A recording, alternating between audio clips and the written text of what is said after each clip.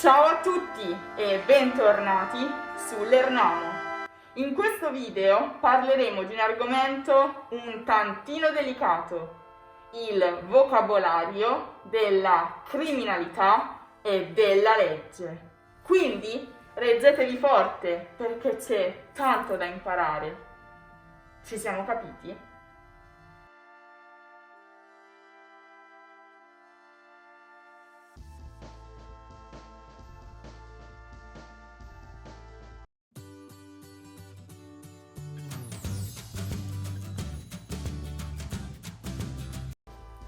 Ok, eccoci qui. Allora, la prima cosa da sapere è che in italiano una persona che viola la legge si definisce un delinquente o un criminale.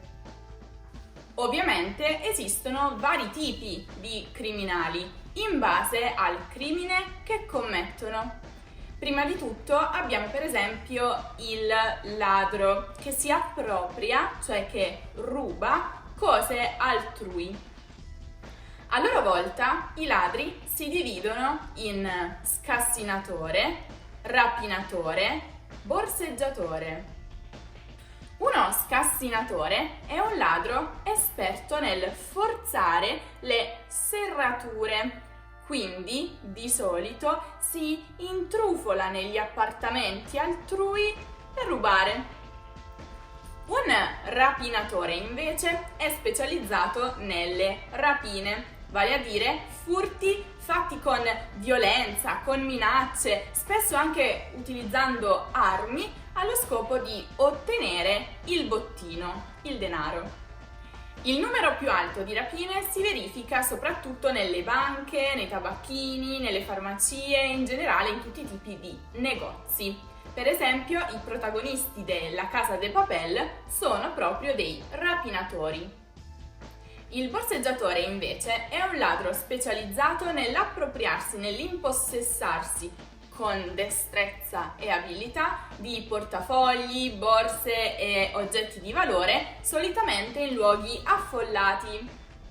Ah, comunque mi sono scordata di chiedervi, avete capito a cosa mi sono ispirata per il mio outfit di questo video?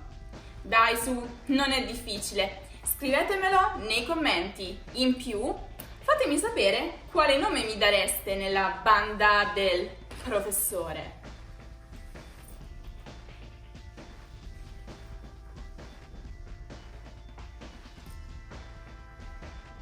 Tra gli altri delinquenti invece troviamo lo spacciatore, il quale è specializzato nella vendita di droghe come cocaina, hashish e così via. Ancora abbiamo il contrabbandiere, il quale fa entrare illegalmente in un paese sostanze o prodotti proibiti o per i quali non ha comunque una autorizzazione.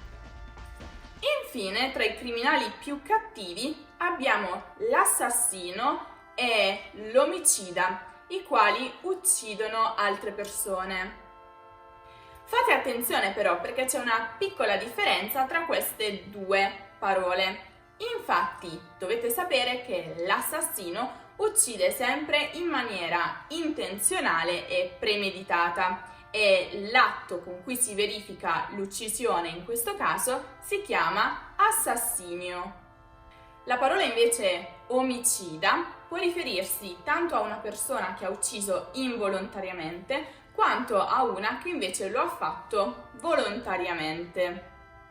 Se si tratta di un omicidio involontario, per esempio a causa di un incidente dovuto a una distrazione con il cellulare, diremo che si tratta di un omicidio colposo.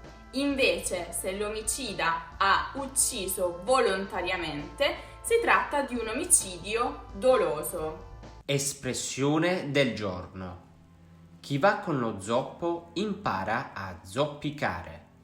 Questa espressione è usata per indicare il fatto che frequentare qualcuno con cattive abitudini può portare col tempo ad agire allo stesso modo. Per esempio, da quando Luigi esce con Marco, che ha il vizio del gioco d'azzardo, è sempre nel casinò. È proprio vero, chi va con lo zoppo impara a zoppicare. Quando i delinquenti vengono scoperti dalle forze dell'ordine, polizia, carabinieri, finanza, esercito, vengono arrestati e portati in prigione o in carcere. A stabilire la condanna di un delinquente è il giudice durante un processo che si svolge in tribunale, mentre a difendere i criminali durante il processo è l'avvocato. Esistono due tipi principali di avvocato. Avvocato civilista, che si occupa di controversie tra privati che riguardano per esempio contratti, successioni di morte, diritto della famiglia, eccetera.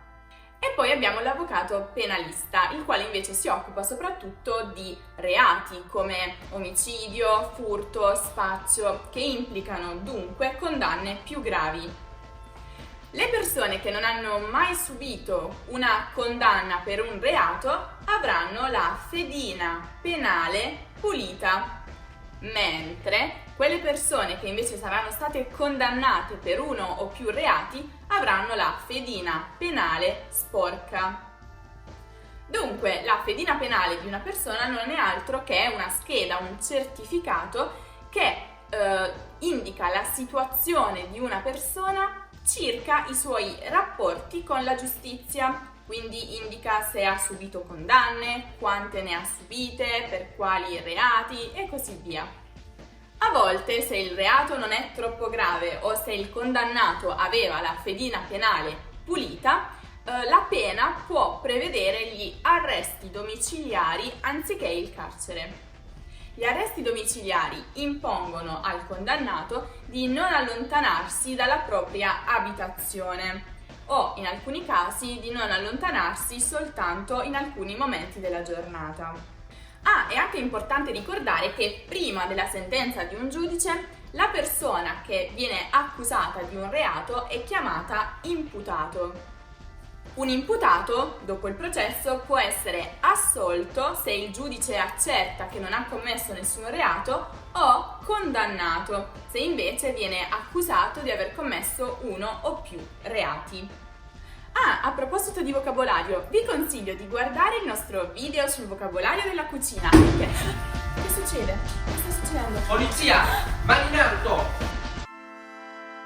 È in arresto per la rapina alla zecca nazionale spagnola! No! Sta scappando dalla finestra!